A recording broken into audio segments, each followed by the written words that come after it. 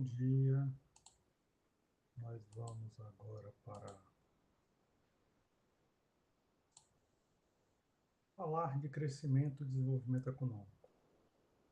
Na aula de hoje, a gente tenta estudar determinados autores que foram responsáveis pela compreensão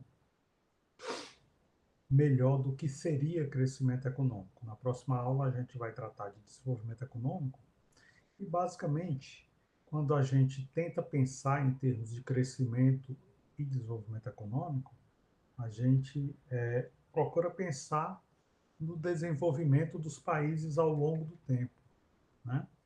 O que faz com que um país seja considerado rico e outro país seja considerado pobre?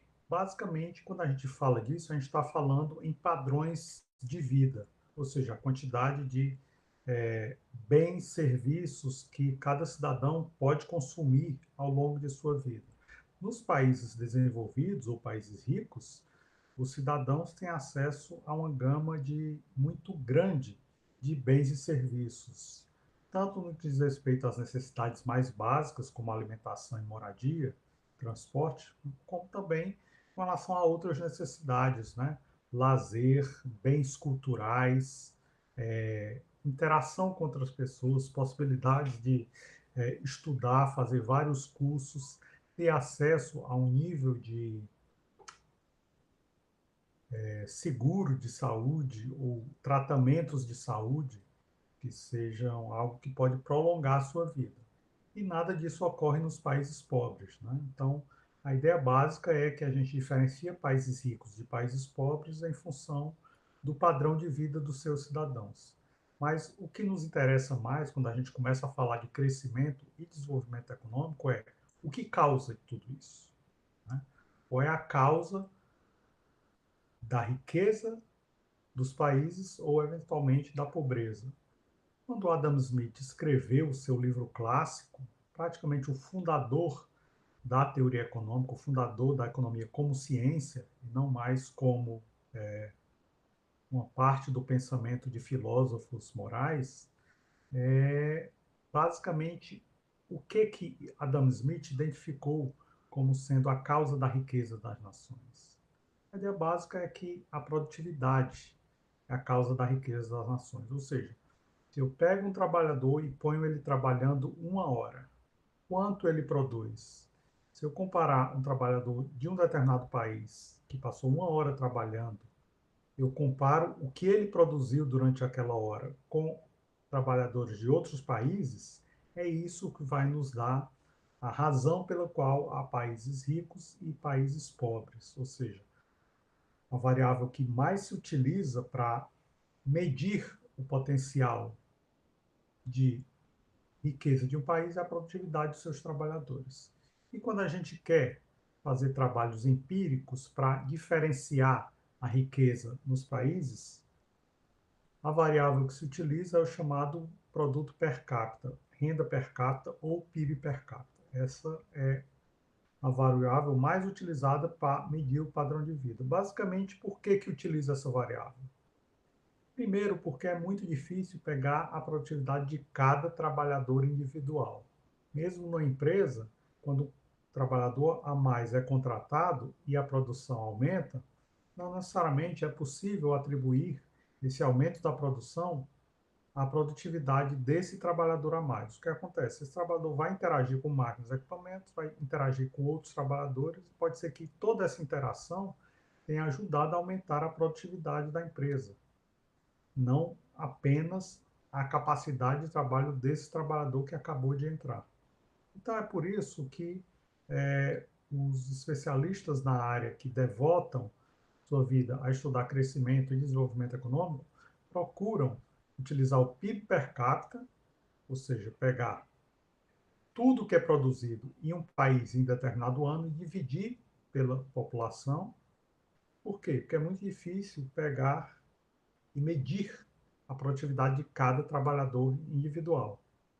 Obviamente, dentro desse PIB per capita, esse PIB per capita vai ser uma média, né? Há trabalhadores extremamente produtivos nesse país e trabalhadores completamente improdutivos. Então, o PIB per capita vai ser uma média. não vai mostrar com tanta clareza a produtividade de cada trabalhador individual.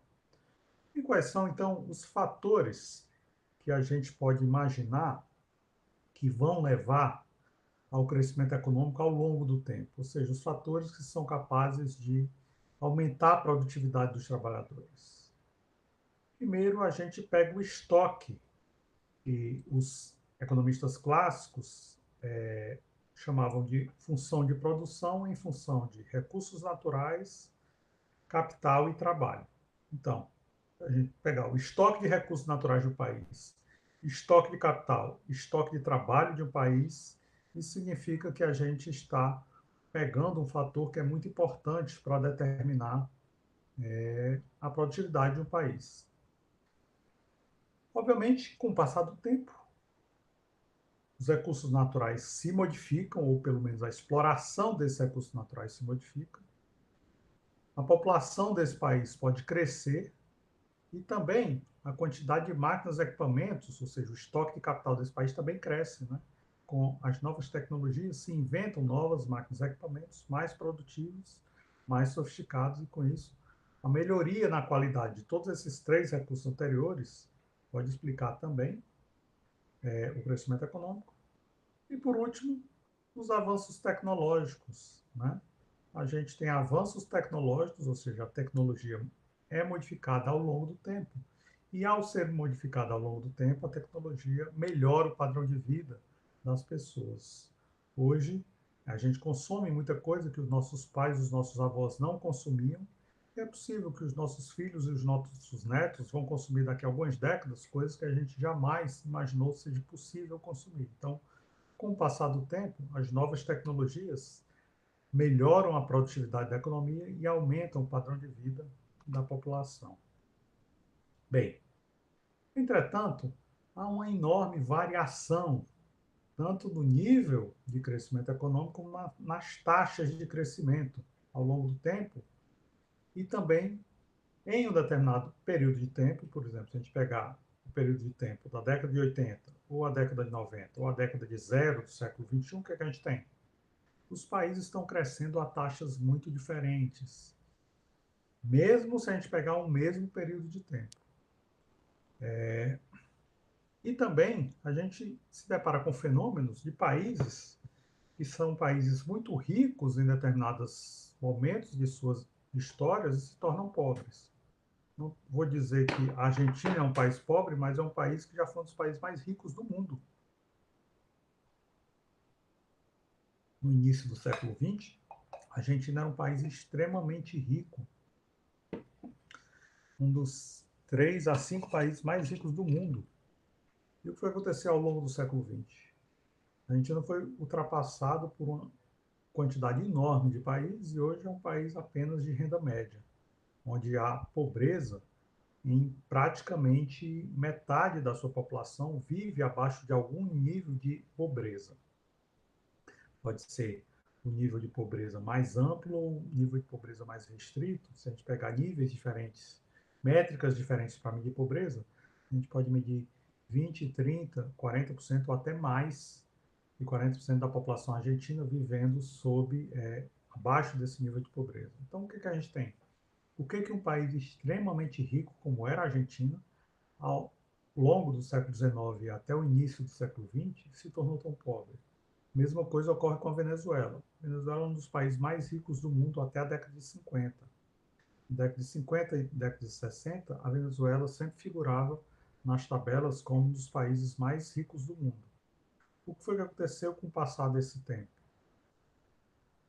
Ao entrar no século XXI, a Venezuela, que já tinha empobrecido desde 1960 até 1990, a partir do século XXI, a Venezuela passou por um processo de empobrecimento com tanta rapidez que mais de 10% da população venezuelana que morava no país no ano 2000 já fugiu do país, fugindo da pobreza, fugindo da miséria.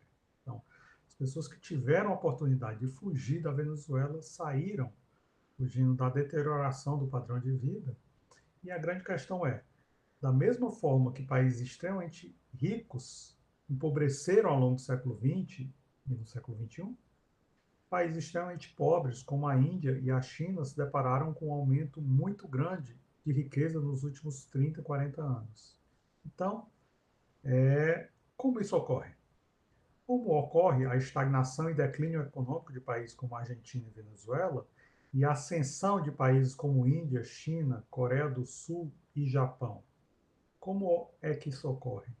Obviamente, os economistas não são um grupo de pessoas que concordam em muitas coisas, né? Então, eles procuram utilizar várias abordagens metodológicas e várias teorias para tentar explicar essas diferenças, né?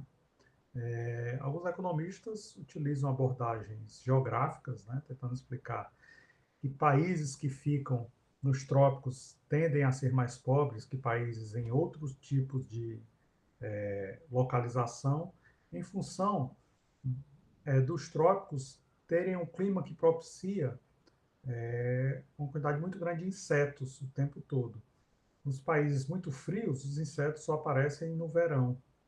E aí os insetos, como são vetores de muitas doenças, fazem com que nos países tropicais as pessoas tenham doenças com muita frequência. E essas doenças muito frequentes, dengue, febre amarela, chikungunya, zika, várias doenças tropicais fazem com que elas tenham uma produtividade menor do que em outros países. Essa é uma teoria, existem outras teorias, né?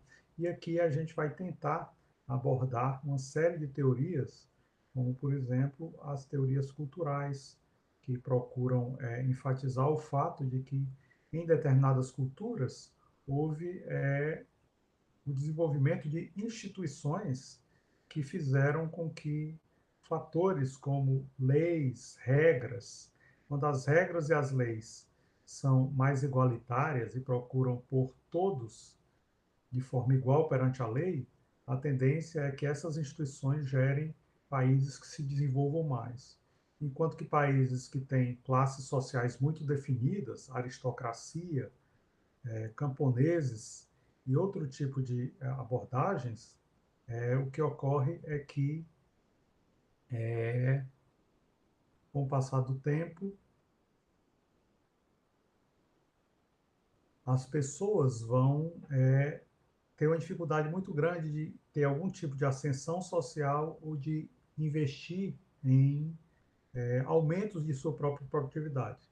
Se um camponês que tem uma ideia muito brilhante, muito inteligente para aumentar a produtividade, for proibido por lei de aplicar essa ideia e aumentar a produtividade, então aquele país tende a ser um país que tem uma estrutura econômica muito rígida, que impede a ascensão social e impede o aumento da produtividade. Então, há várias teorias, e dessas teorias a gente começa com a teoria de dois economistas, o Roy Harrod e o F. Seidoma, que eles partiram individualmente de uma metodologia baseada em ideias keynesianas para tentar explicar o crescimento econômico. Bem, a ideia básica do Keynes era o quê? Que era necessário investimento. O investimento era a principal ferramenta para garantir o crescimento econômico. Quando havia uma recessão, o que ocorria era que o investimento da economia caía demais e o Keynes pensava que só o Estado poderia criar algum tipo de estrutura de incentivos para incentivar um aumento do investimento para gerar aumento do estoque de capital.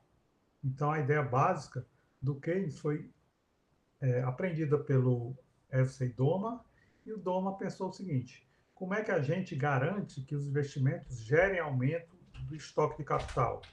A ideia básica que o Doma chamou de efeito criação da capacidade de investimento, ou seja, a gente vai ter um aumento da capacidade produtiva por causa desse investimento aqui.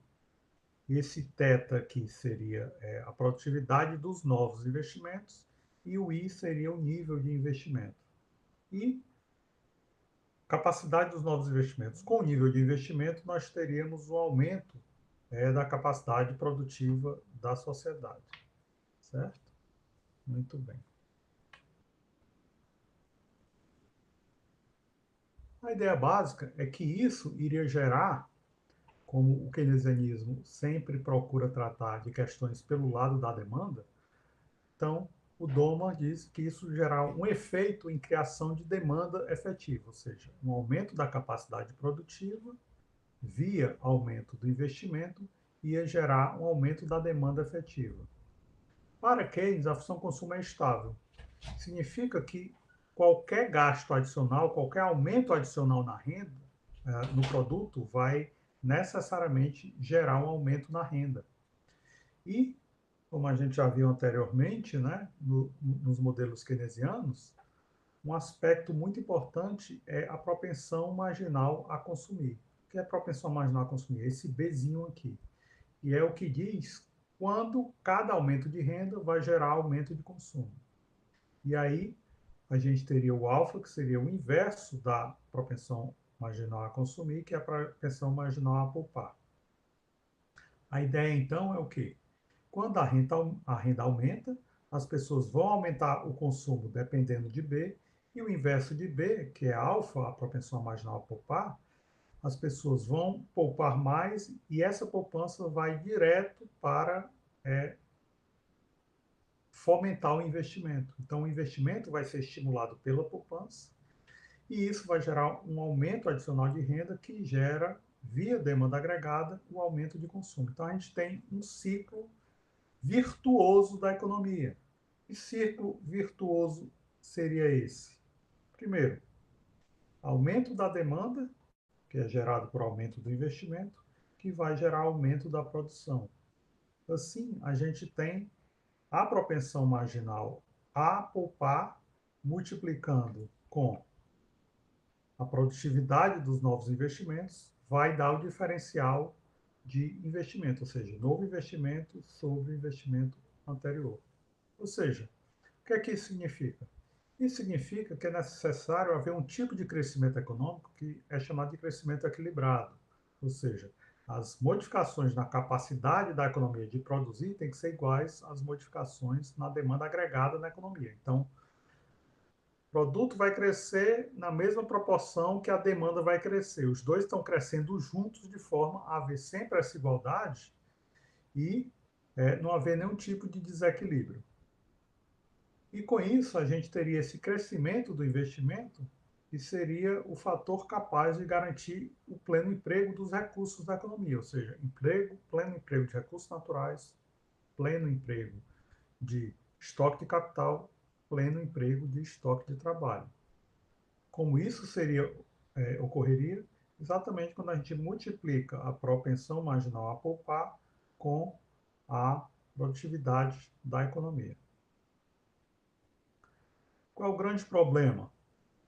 O grande problema é que, mesmo havendo esse crescimento equilibrado, ou seja, a produção crescendo ao lado da demanda agregada da economia, isso não garante que o mercado de trabalho iria ao equilíbrio. Porque a estrutura keynesiana sempre pensa o quê? O mercado de bens e serviços pode estar em equilíbrio, o mercado monetário pode estar em equilíbrio, mas o mercado de trabalho não necessariamente está em equilíbrio. É possível haver crescimento econômico com desemprego.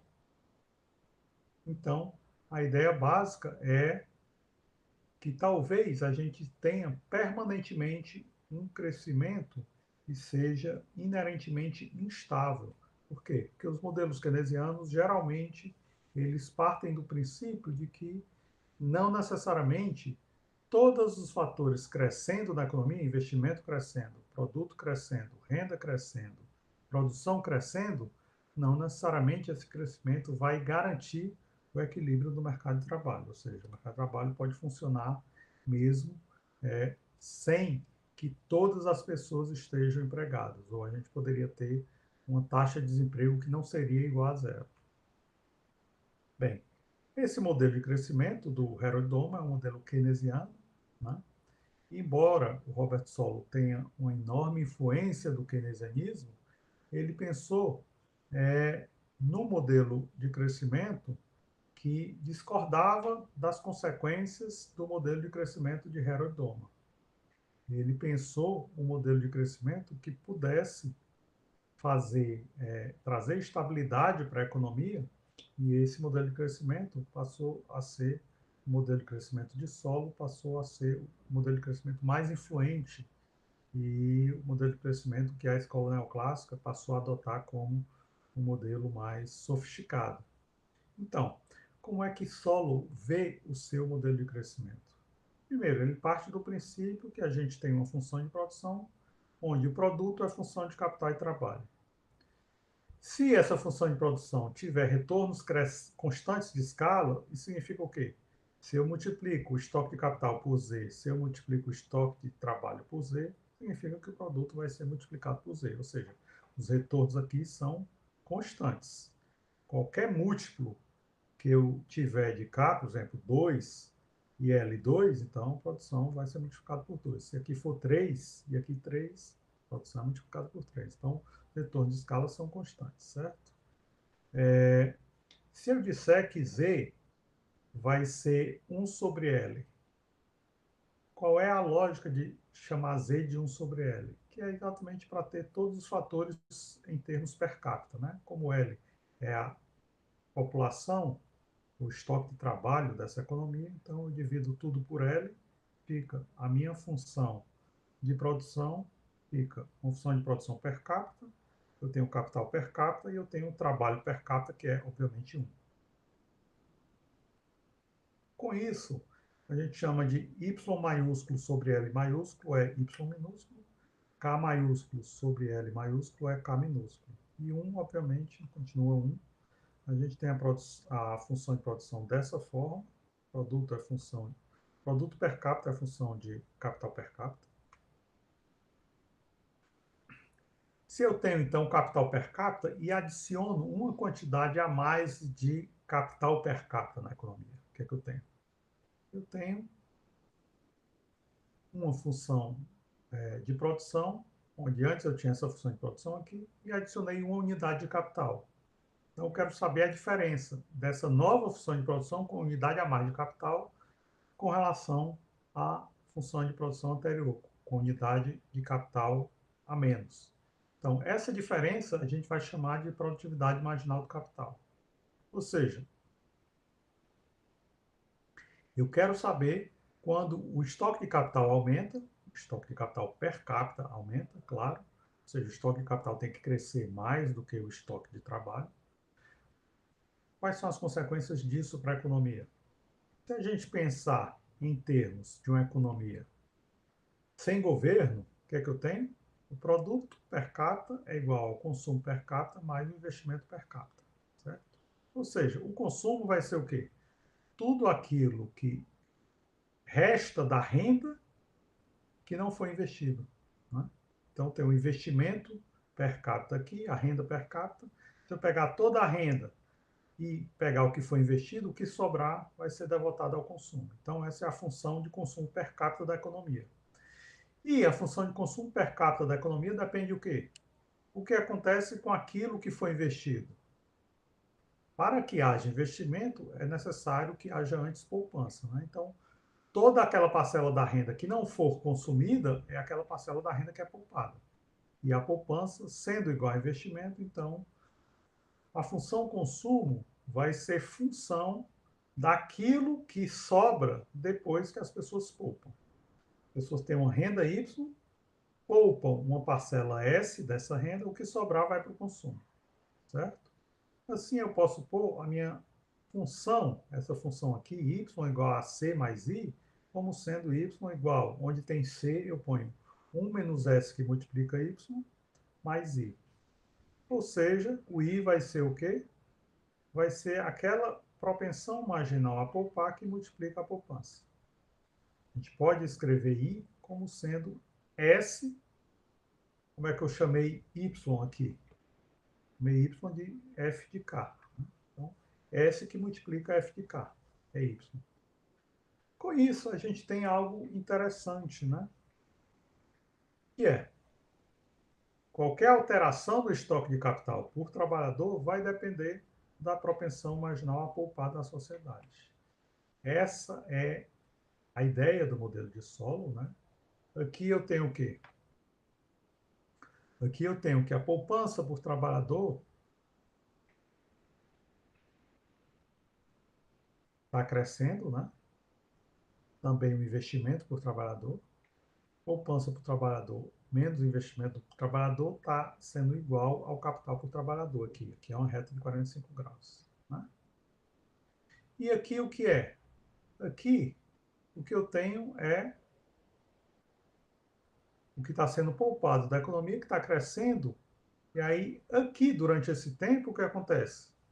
O que está sendo poupado da economia está sendo usado para fazer investimento. E essa parcela é maior do que o investimento.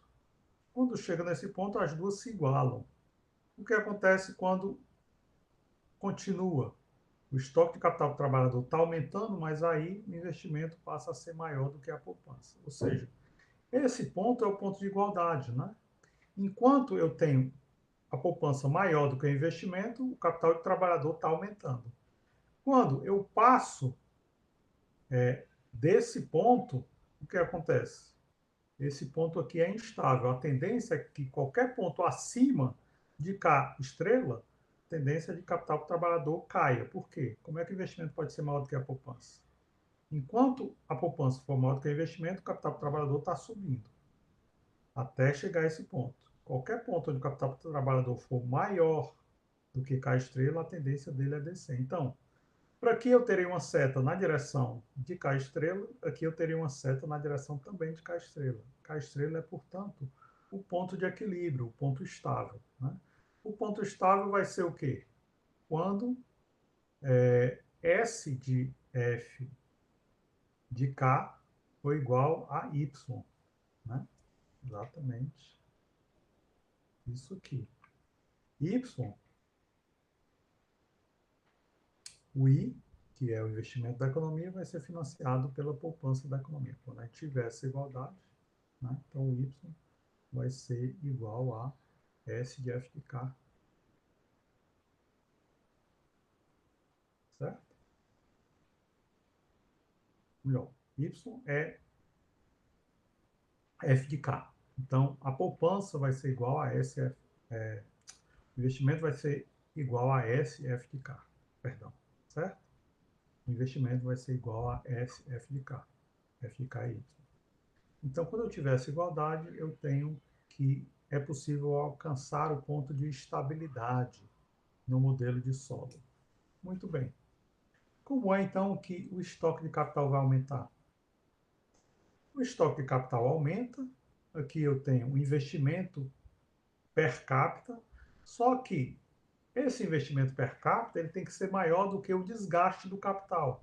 O que é o desgaste do capital? Deterioração do capital que a gente chama de depreciação. Né? Esse símbolo grego aqui, a gente está chamando de depreciação do capital. Então, para que o capital aumente, é necessário que essa poupança aqui, vezes o produto, seja maior do que a depreciação do capital. Quando é que eu vou chegar num ponto de ótimo como esse aqui? Esse ponto aqui a gente chama de estado estacionário da economia.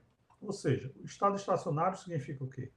Quando a gente chega a esse ponto, se eu tentar aumentar o estoque de capital, ele vai cair até K estrela. Se eu diminuir o estoque de capital, ele vai subir até K estrela, como se fosse uma mola. Né? Sempre vai voltar a esse ponto de K estrela. Esse ponto a gente chama de estado estacionário da economia. Por quê? É exatamente onde o aumento do estoque de capital da economia, ou seja, aquilo que foi poupado e que foi investido para criar novo investimento, vai ser igual à taxa de depreciação, ou seja, esses dois. Né? Quando S de F de K se iguala a, o que é isso? Teta, Φ, sigma, K, então delta K vai ser igual a zero. Delta K vai ser igual a zero é o quê? SF de K é igual a sigma K. Certo?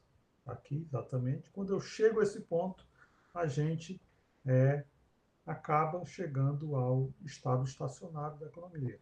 Se eu ponho S para o outro lado e K para esse lado, o que, que a gente tem?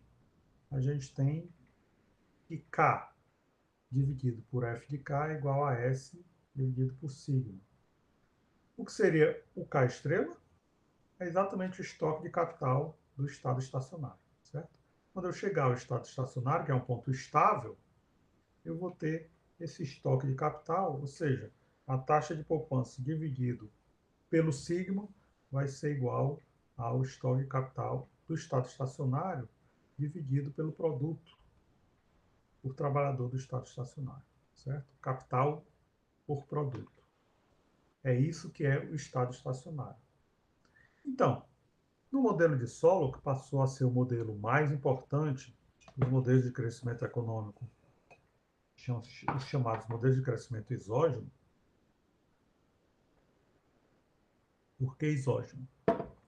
Basicamente, porque o que vai determinar a dinâmica do modelo de solo é a taxa de poupança.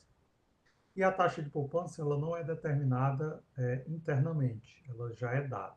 Né? Então, como a taxa de poupança é dada, a gente chama esse modelo de crescimento de modelo exógeno.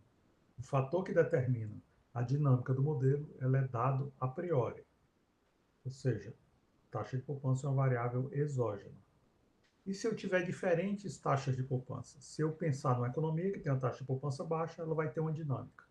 Se eu tiver outra economia que vai ter uma taxa de poupança alta, ela vai ter uma outra dinâmica diferente. Né? Então, para cada nível de taxa de poupança da economia que é dada a priori, eu vou ter níveis diferentes de estado estacionário. Então, para níveis diferentes, eu vou ter um nível de consumo e, obviamente, cada estado estacionário diferente vai me dar um K estrela diferente, portanto, esse K estrela que multiplica a depreciação vai ser diferente desse K estrela aqui, que é o Y, né? F de K estrela, que é Y. Aquilo é isso que a gente chama de nível de consumo de regra de ouro. Ou seja, o que é a regra de ouro? É o nível onde a gente tem a produtividade marginal do capital sendo igual à depreciação do capital. Ou seja, se eu falei anteriormente que a depreciação, ao igualar a poupança que multiplica o produto, eu tenho o estado estacionário, então a regra de ouro vai ser exatamente quando a gente atingir o estado estacionário, ou seja, o K estrela, e aí, quando eu tiver o nível de poupança que repõe o capital depreciado, se ele for igual ao nível de taxa de depreciação desse capital, a gente chega na regra de ouro. Ou seja, eu cheguei no nível de capital de regra de ouro. Esse é o modelo que a gente tem, modelo de solo, e aí a gente pode pensar o seguinte: a taxa de poupança, portanto, vai ser o que determina a trajetória do modelo de solo.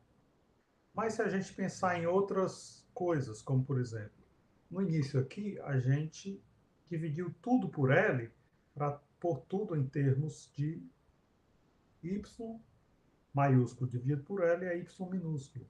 K maiúsculo dividido por L é K minúsculo. Então a gente pôs tudo em termos per capita. Né? Se a gente põe tudo em termos per capita, o que acontece quando o L se modifica? Quando o L se modifica, a gente tem um fenômeno que a gente chama de crescimento populacional. Né? L está se modificando, significa que a população está crescendo. E quando a população está crescendo, ela vai crescer a alguma taxa. A gente chama essa taxa de crescimento populacional de N. Se a população está crescendo, então toda vez que o capital per capita aumentar, significa o quê? A população está crescendo, só que o L está no denominador.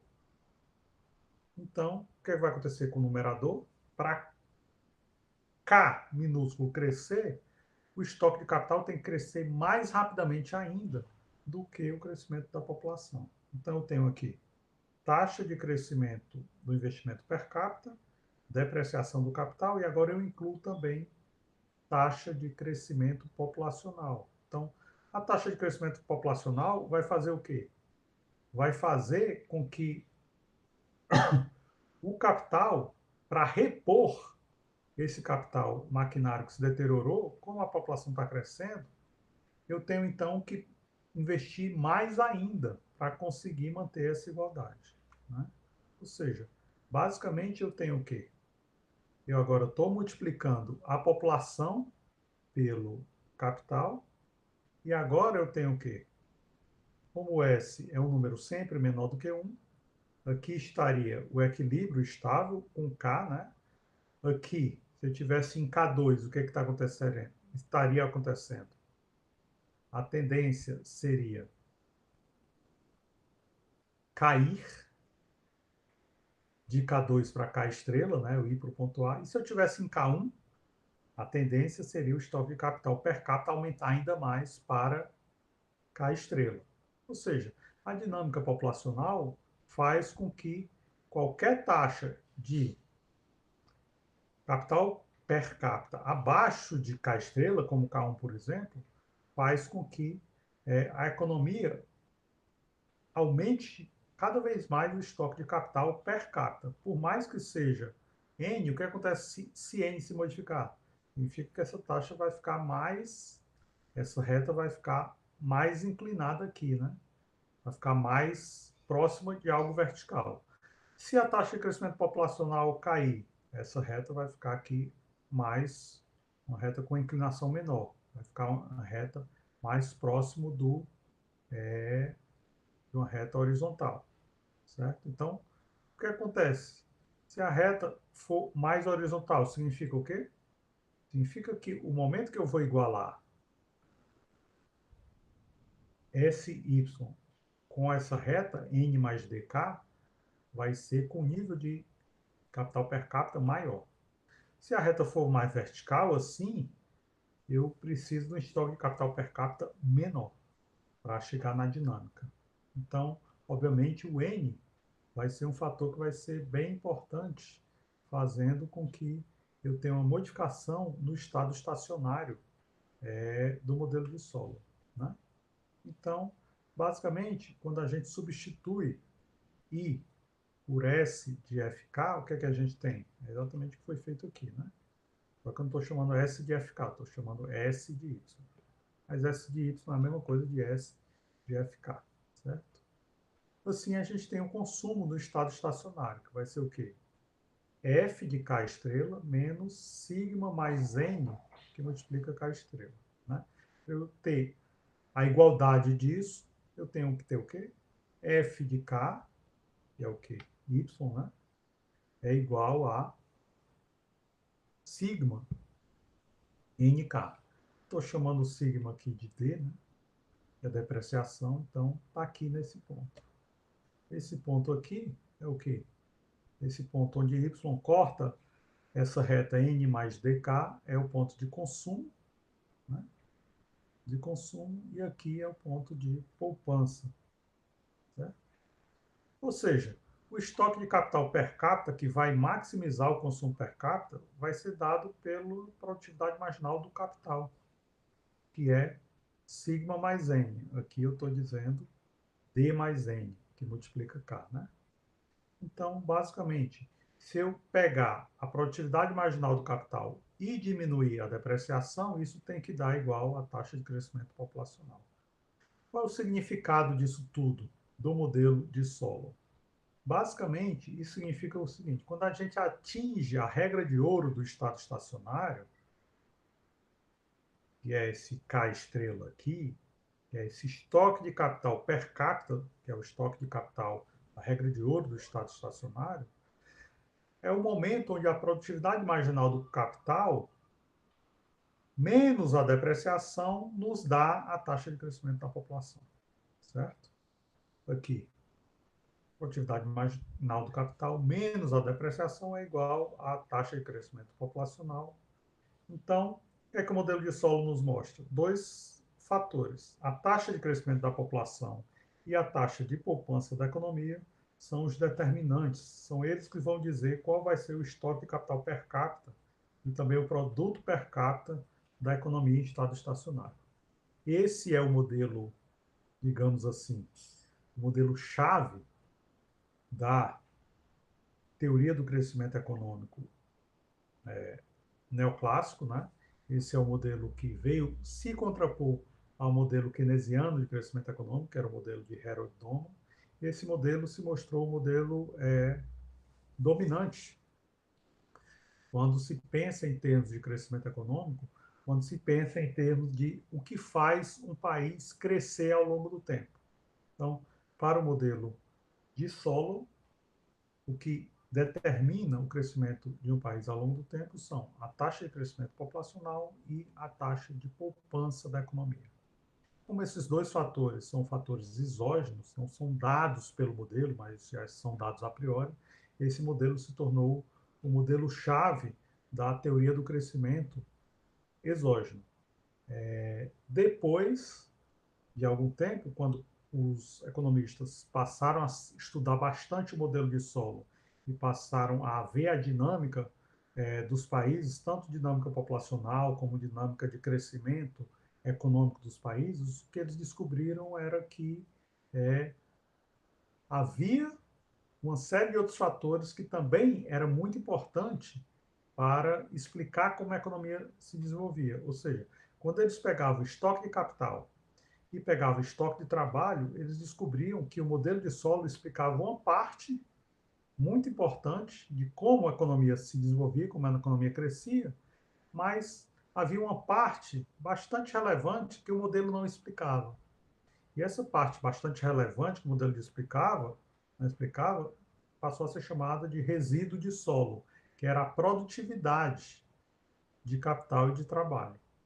E aí, para tentar explicar a produtividade de capital e trabalho, surgiram os outros modelos de crescimento que passaram a ser chamados de modelo de crescimento endógeno.